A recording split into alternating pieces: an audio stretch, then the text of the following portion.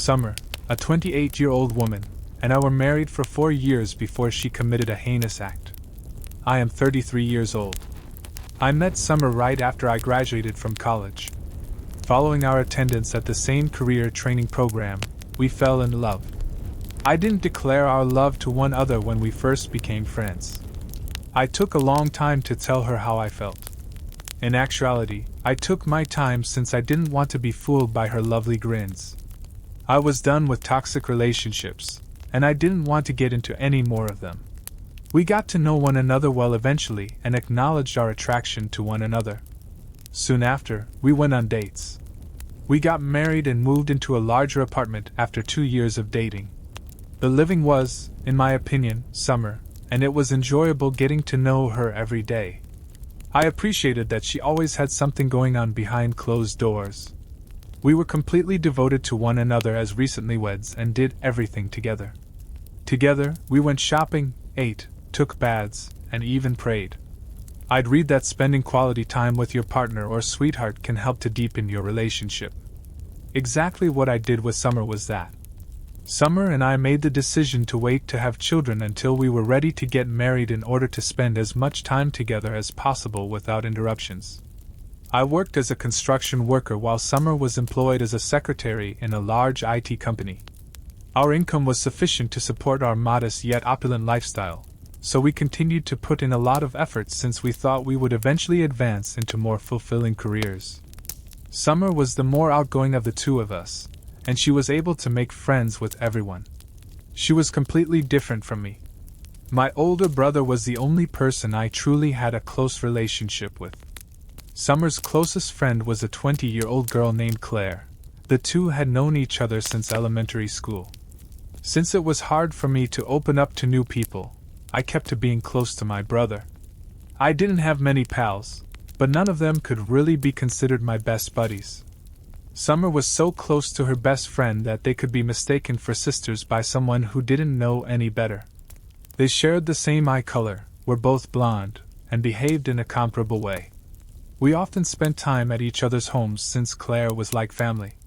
Claire practiced law, and her husband ran his own company. We always hung out.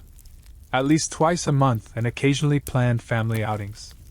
As an introvert, I attempted my hardest to establish a solid rapport with Claire's husband, but I was never successful in doing so. All of our interactions, even our chats, seemed forced. Even though I felt this way, I never voiced any complaints when Summer and Claire organized a family activity or trip. I realized that Summer didn't want us to become stressed out over work, she just wanted us to have fun. I also made an effort to overcome my introversion by taking advantage of those chances. That being said, I knew nothing about Claire's marriage. Since Summer and he had been dating for at least 2 years prior to my involvement, Summer and he were also extremely close. So until Claire suggested that we get together in a cafe, I had no reason to believe that something was wrong between us. Claire told me right away when I saw her that day. "I think my husband is cheating on me." At first, I didn't understand her because her husband didn't seem like the kind of man who would cheat on her. Claire also appeared scared. He genuinely cherished the ground she walked on and was utterly devoted to her. Her husband always treated Claire as if she were the only woman on the planet, whether we were going to a restaurant together, going on a picnic, or just coming over for supper. It even reached to the point where, after our team hangout, Summer would always compare me to Claire's husband. She always had a way of highlighting the things I hadn't done for Claire, and the things her husband had done. She kept complaining till I became irritated with her. Although Summer never acknowledged it, it seemed as though she was envious of her closest friend and the way her husband treated her. The problem is that Claire's spouse didn't have to work as hard because he inherited his father's large landscaping company. As a result, he had a steady stream of income and could afford to buy Claire upscale items and other pricier items for women. Claire used to contact Summer with great excitement whenever her husband got her something nice, and they would speak about it.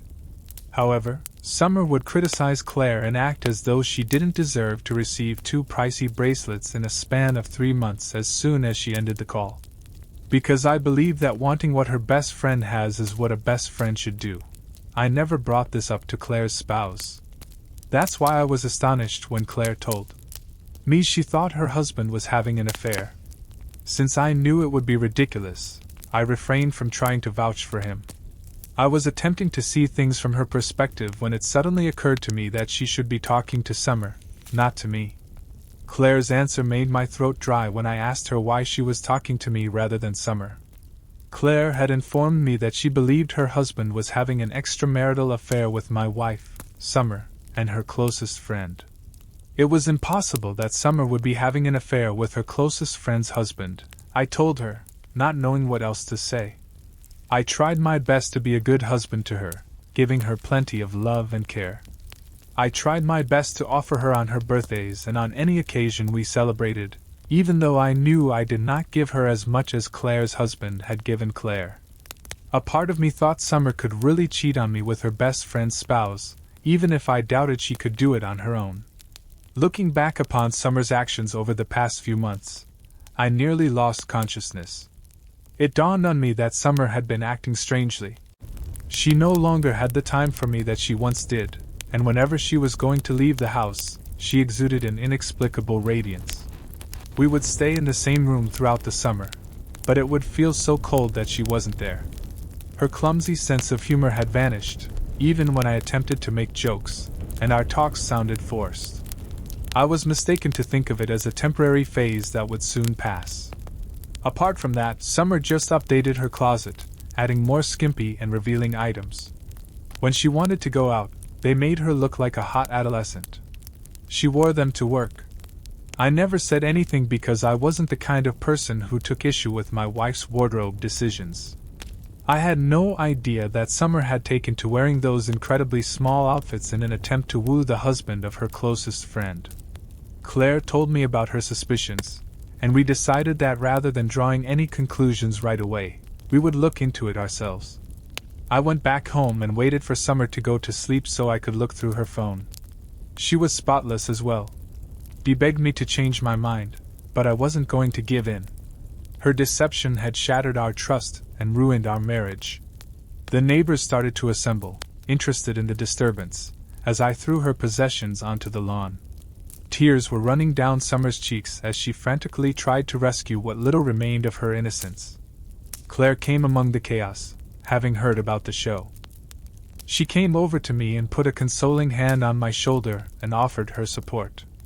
As a group, we observed Summer's possessions being dispersed all over the grass, serving as a tangible representation of the havoc she had caused. I refused to back down in the face of Summer's entreaties and objections, determined to cut my relationship with her permanently. It was becoming dusk on our turbulent relationship that I realized this difficult phase of my life was finally ending. She had impeccable hygiene, I believe he said. Whistle. But weasel is definitely a better translation. I searched every social media platform she used to see if she had been in contact with Claire's husband, but I was unable to locate any information. I looked through her work laptop and searched for a week, but to no avail. I even felt guilty at one point for searching for something that might not exist, but after noticing how far apart we had become in just a few weeks, I knew she was seeing someone, even if it wasn't Claire's husband. However, it turned out that Claire was right after the private investigator followed her spouse for what seemed like a week and a few days. I was unaware that Claire had employed a PI for this purpose. We were devastated to learn that Summer was having an affair with Claire's husband after viewing countless photos and videos of them hanging together, kissing, and engaging in other cheating behaviors. I'm not even sure who among us was the most devastated. Perhaps Claire, as it was difficult for her to learn that the two people she had put her trust in could betray her so severely. For my part, I wasn't simply devastated. I was furious. Knowing that all of my sacrifices were going to be in vain due to an unsatisfied wife was agonizing. She ultimately betrayed her best friend and ended up ruining 2 marriages because she was constantly watching everything her husband did for Claire. Upon receiving all the proof from Claire, I made every effort to maintain my composure. I stayed away from home that first night out of concern for what I might do to Summer. Claire was the only one who understood my pain, so I had to go meet her. We consoled one another, and then I dropped her off at her house and proceeded to find a motel for the night. Strangely enough, I was still sore and couldn't sleep. I couldn't stop thinking about Claire's husband having an affair with my wife. At about the same time, I started to piece things together and realized why our intimate life had suddenly vanished. It was a weekend the next morning, so I headed home. Summer was at home, not caring that I had left the house to sleep. I tried so hard to suppress my anger, but I was unable to stop myself from getting upset just by staring at her. I needed to talk to her about it. She froze and begged me to find out when I informed her that I had heard rumors about her and Claire's husband. See, I knew she would reject it, and she did not let me down. She told me I was crazy for thinking she could cheat on me and betray her best friend. If I hadn't had the proof the private investigator acquired, I would have believed her because of how convincing she looked. I showed her all the photos and movies Claire had given me on my phone after laughing at her ignorance. Summer snapped at them the moment she saw them, telling me that the photos and video weren't what I had assumed and that she was being set up. I assured her that the videos could not have been faked because they were from her closest friend Claire. Summer began shrieking at the top of her lungs, and I had hardly finished my sentence. She claimed that Claire was attempting to ruin our union and that she was aware of Claire's constant jealousy of her. It was the last thing I expected to hear from her, to be honest. Before I could say anything more, she took her vehicle key and left the home in a fit of rage. She was such a talented actress. I knew she would return home, so I wasn't upset when she left, but I was unaware that Summer had gone to speak with Claire. When I received a call from Claire reporting that Summer had physically attacked her, I was at home reviewing the evidence. They stopped being pals after she even smashed a few items at her house. I didn't think Summer would approach Claire after she had been exposed, so it felt almost absurd. I couldn't understand it. Summer left Claire's house shortly after, and she returned moments later, appearing content as if nothing had happened. Her answer said it all when I asked her why she had gone to attack her closest friend. Because I have been wanting to put her in her place for a very long time. It was then that I saw I had been deceived by love the entire time. Summer's lack of love for Claire was obvious. She gave the impression that she was jealous of her friend's advancement, and had been acting that way the entire time. Later that evening, I visited Claire at the hospital and was astounded by the depth of Summer's actions towards her longtime best friend. Summer was the more untamed of the two, while Claire was often calm. I suppose Summer felt envious of her since she was special in her own way. Something told me it was more than just her husband. Summer intended to take away the one thing that mattered to Claire because she must have felt intimidated by her success and easy existence. It came to light that Summer had not only physically harmed Claire, but had also mentally harmed her by saying things to her best friend that best friends shouldn't say. Summer had let it all out in front of Claire and her husband, complaining that Claire was always the better of the two of them, and that she was sick of watching Claire lead the life that she desired. She went so far as to add that she detested Claire for constantly making her feel insignificant, and that she was sick of her putting all of her gifts and achievements on display. Claire expressed her surprise at Summer's candor, saying they had no idea Summer had been feeling that way about her all these years. That's when I realized Summer was lost, and that she could do anything to me if she could betray her best friend in that way. I would never want to spend the rest of my life with a lady who was capable of cold-blooded murder. Strangely enough, she made an attempt to get back in touch with me after her relationship with Claire's husband was made public. I haven't served her with the divorce papers yet, even though I've told her I'm seeing a lawyer. She believes that there is yet a possibility. She stopped going out as she used to, and her attitude altered. She stopped doing things, but now she's trying to do them again. She tries to cook for me and woo me, but I can see she's acting. Since learning the news, I have been eating out, and I won't quit until Summer leaves my roof. Claire encouraged me to suppress my feelings and carry on with Summer when we learned of her betrayal, so she would believe that our marriage was still intact. The problem is, I find her appearance repulsive. My thoughts are no longer with her, thus I can't allow her to touch me. However, a part of me still loves and longs for her in spite of everything that she has done, How should I proceed? She will continue to cheat on me even if we make amends in the future. She's been cheating on us for only 4 years of our marriage. But at the same time, I just want to throw her stuff on the lawn and tell the neighbors what a loose woman she is, instead of letting her stay in my house. Summer has been subtly hinting that Claire wasn't good enough for her husband, even though Claire officially divorced him last week. She still believes that I fell for her lies about Claire framing her, but she is wrong to expect that our marriage will carry on the way it was. All the same, it's a good thing. I'm excited to watch Claire's reaction when Summer receives the dish that she's been preparing. Above all, I can't wait to boot this cheating asshole from my house. Why in the world would you both live in the same house and neither of you move out, or at least get her to move out? I'm not sure if anything can't be fixed. She cheated on you because she believes that you are unworthy of her, but she is somehow deserving of Claire's husband. What a cunning jealousy game. She had to spoil it for poor Claire because she couldn't tolerate it when someone else was truly content and successful. The thought of what she is truly capable of disgusts me. Well, jealousy has warped her judgment. Summer is going to discover that a storm is approaching and that sometimes the grass isn't always green on the other side. First update. Hi everyone, I appreciate your feedback. I moved to a motel and waited for Claire's signal since I could not stand looking at Summer's face. I was repulsed by what I saw in her. Claire has taken Summer to court once she fully recovered from the injuries she received during Summer's attack. She filed a lawsuit against Summer for beating her physically, and for alimony. Summer didn't know about my hotel, so when she was served, she barged into my office. She refused to give Claire a single penny and argued Claire had no right to sue her for maintenance. She even claimed that Clara was the one who instigated their altercation, therefore she made every effort to protect herself. When she came back from Claire's house that day, she mumbled something about putting Claire in her place, which did not seem like a defense, so I knew that was a lie. I informed her that it was no longer a problem for me. She has to travel alone now that she has dug the path for herself. To cut a long tale short, Claire won the case, and the judge found in her favor.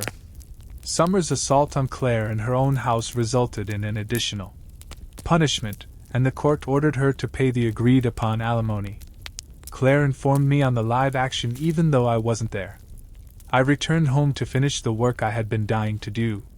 Summer played the victim as soon as she saw me, so I left her to handle this problem on her own.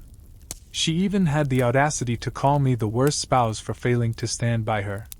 She said that I ought to have joined her in our attack on Claire. I told her that husbands should encourage obedient and faithful wives rather than unfaithful ones like her when she stopped talking. The thing that annoyed me was that she inquired what I meant by that while continuing to act naive. I was even more enraged by the foolish, naive expression on her face, and I started to yell at her. I admitted to her that I knew she was having an affair with her best friend's husband, but I had to act as though I wasn't so that she would eventually know what it was like to have her hopes dashed. I asked her to sign the divorce papers as I was speaking. She went to her knees and started pleading with me as soon as she saw them. She stated she couldn't afford to lose me since she had already lost everything.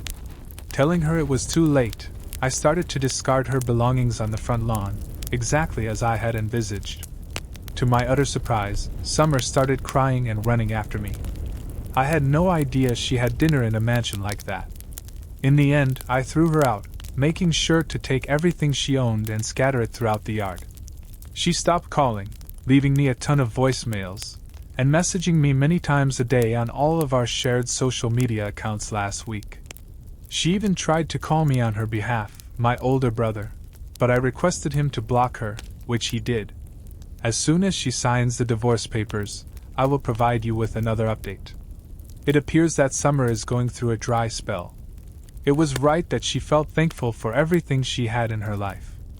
It's surprising that she believed you would stick with her and tolerate her nonsense. It's possible that having a small number of best pals is a good idea. I guess quality over quantity. Additionally, an update. Hi everyone, I appreciate your feedback. To answer the question of whether I felt satisfied after throwing Summer out of the house, I did. It felt like a weight had been taken off my shoulders, and I would like to do it again and again. Last month, I ejected someone from the residence. I was furious when she met Claire and me at my place the last time she visited.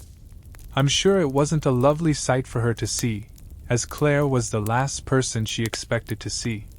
She was also surprised that, despite living out there in agony and suffering, Claire and I had developed into wonderful friends. I've even got the gist.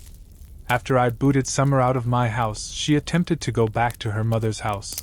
But her mother disowned her and threw her out of the house when she found out that Summer had cheated on me and betrayed her best friend.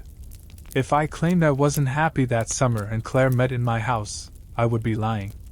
When Claire answered the door, I adored the defeated expression on her face. She was so bad energy that we wouldn't even let her inside the house. Maybe she would have attacked Claire if I hadn't intervened quickly enough. My possessions. However, I screamed at her and threatened to arrest her if she returned to my house. She stayed and made a scene, accusing me of cheating on her with Claire, but she didn't go right away. Claire became enraged and began to yell at her upon hearing that. She assured Summer that she would never abduct her best friend's spouse and that she wasn't a cunning witch like her. We assumed that Summer would leave in humiliation after exchanging words and all. But she remained on the porch and fought back with her words, no matter what Claire and I said to her that day. She even resembled a multi-personality youngster. She would scream and beg me to take her back 1 minute, then act defensively the next. When it became apparent that she was upsetting their quiet, the neighbors started to emerge. I was compelled to phone the police at that moment, and she was taken into custody. I'm delighted to declare that Summer and I have parted ways. Summer is permanently gone from my life. She lost everything, including her mother, best friend, money, and spouse. Worst of all, when their romance was discovered, Summer was abandoned by Claire's husband. She's probably pouting someplace, full of regrets. She deserved all that she received. I'm happy to be a part of this wonderful community. Many thanks to all of you.